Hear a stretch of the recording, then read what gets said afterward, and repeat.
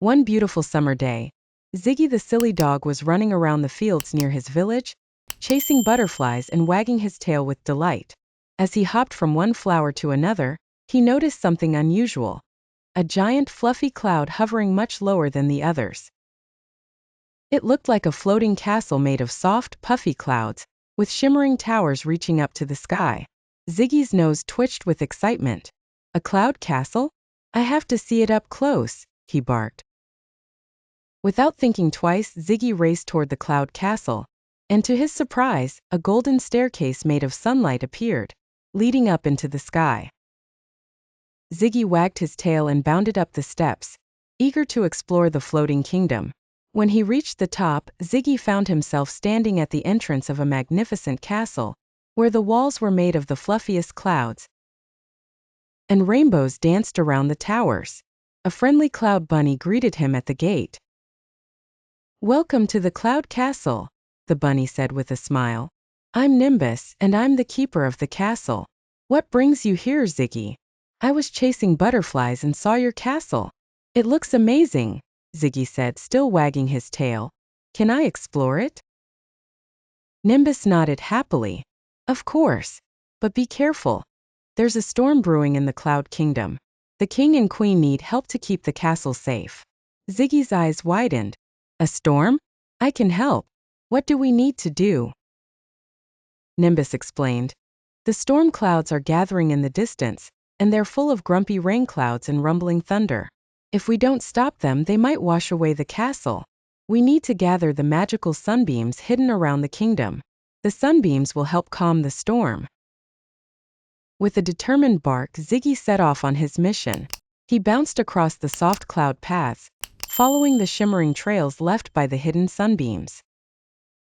Along the way, he met all kinds of friendly cloud creatures: a playful cloud cat who purred as it floated by, a flock of chirping cloud birds, and even a wise old cloud owl who gave Ziggy clues about where to find the magical sunbeams. Ziggy's first stop was the Rainbow Fountain, where colors danced and splashed in every direction. At the base of the fountain, Ziggy spotted a glowing sunbeam. He carefully picked it up and tucked it into his collar. Ziggy climbed up the tallest cloud tower, where the wind whispered softly in his ears. At the top he found another sunbeam, this one hidden behind a fluffy cloud curtain. Ziggy gently pulled it free and added it to his collection. But the final sunbeam was the hardest to find. It was hidden deep within the cloud forest, where misty fog and soft raindrops floated in the air. Ziggy searched high and low, sniffing around every cloud tree and peeking behind every puff of fog. Just when he thought he might never find it, he heard a soft giggle. There, nestled in a patch of twinkling stars, was a tiny cloud fairy holding the last sunbeam. "Are you looking for this?" she asked with a mischievous grin. "Yes, please," Ziggy said, wagging his tail. "We need it to stop the storm." The cloud fairy giggled again. "I'll give it to you, but only if you can catch me." In the heart of the great forest, where the sunbeams trickle through the thick canopy like streams of molten gold, lived a proud lion named Leo.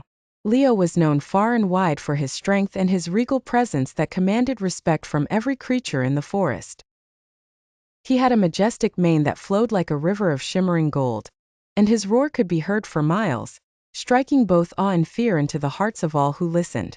Despite his fearsome reputation, Leo had a soft spot for the smallest creature in the forest, a tiny mouse named Moxie. Moxie was quick-witted and always managed to find herself amidst the most incredible adventures. Her eyes were as bright as polished amber, always glinting with curiosity and a hint of mischief. One fine afternoon, as Leo rested under the shade of an ancient oak tree, Moxie scampered up to him, her tiny paws barely making a sound on the forest floor. "Leo, Leo," she squeaked, her voice a mere whisper in the gentle rustle of the leaves. "There's trouble near the riverbank." Intrigued and slightly amused by the urgency in Moxie's voice, Leo opened one eye, his golden gaze fixed on the little mouse. "What kind of trouble, Moxie?" he rumbled, his deep voice vibrating through the ground. "The riverbank is drying up and the fish are disappearing. If we don't do something, There'll be no water for anyone, Moxie explained, her tiny whiskers twitching with concern. Leo's amusement faded, replaced by a tense resolve. He knew the forest and its inhabitants depended on that river for survival.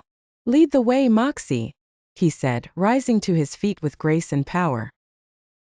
The two made their way to the riverbank, where they found the waterline receding and the riverbed cracking under the heat of the sun. As they wondered what could be causing this calamity, a loud, thunderous snore echoed through the forest. They followed the sound until they stumbled upon the colossal form of Benny, a bear known for his perpetual drowsiness. Benny was sprawled out right in the middle of a narrow pass that led to the mountain spring, his massive body entirely blocking the flow of water. Leo approached Benny cautiously. "Benny, wake up," he called, his voice a mix of authority and urgency, but Benny merely grunted and rolled over, blocking the path even more. Moxie's tiny eyes lit up with an idea. "Leo, I think I know how to wake him up," she squeaked excitedly. She scurried up Benny's fur, using her nimble paws to tickle his nose. The giant bear's nostrils twitched, and with a tremendous sneeze Benny woke up, startled and confused. What happened?" Benny mumbled, rubbing his sleepy eyes. "You were blocking the water, Benny," Moxie explained, hopping down to the ground. "We need the water to flow to the river for everyone in the forest." Realizing his mistake, Benny quickly moved aside, allowing the cool, clear water from the mountain spring to gush through the pass and down into the riverbed. Once upon a time, in the same quaint village where Ziggy the silly dog lived, there was a legend about a hidden treasure buried somewhere in the nearby hills. Ziggy, with his endless curiosity and playful spirit, decided that he would be the one to find it. One bright morning, Ziggy set off on his treasure hunt. He packed his favorite bone, a map he had drawn himself, and a shiny red ball for good luck. As he trotted through the village, the children cheered him on, excited to see what adventures Ziggy would have. Ziggy followed the map to the edge of the village and into the rolling hills. He sniffed the ground, looking for clues, and soon found a trail of shiny pebbles leading into a dense forest. Ziggy's tail wagged with excitement as he followed the trail. Deep in the forest, Ziggy came across a wise old tortoise named Tilly. Tilly had lived in the forest for many years and knew all its secrets. "Hello, Tilly," Ziggy barked. "I'm looking for the lost treasure. Have you seen it?" Tilly smiled and nodded slowly. "The treasure you seek is not far, but you must be brave and clever to find it. Follow the path of the golden leaves, and it will lead you to your prize." Ziggy thanked Tilly and continued on his way. He soon found the path of golden leaves and followed it through the forest. Along the way, he encountered various challenges: a rickety bridge, a dark cave, and a fast-flowing river. But with his silly antics and clever thinking, Ziggy overcame each obstacle. Finally, Ziggy reached a clearing where a large ancient tree stood. At the base of the tree was a small wooden chest. Ziggy's heart raced with excitement as he dug around the chest and opened it. Inside, Ziggy found not gold or jewels, but something even more precious: a collection of old hand-drawn maps and letters from the village's ancestors. These maps and letters told stories of the village's history and the adventures of those who had come before. Ziggy realized that the true treasure was the knowledge and stories of his village. He carefully packed the maps and letters and headed back home, eager to share his discovery with everyone. When Ziggy returned to the village, the villagers gathered around to hear about his adventure. They were thrilled to see the maps and letters and thanked Ziggy for bringing such a valuable treasure back to them. From that day on, Ziggy was not only known as the silliest dog in the village but also as the bravest and most clever. He continued to have many more adventures, always bringing joy and laughter to everyone he met.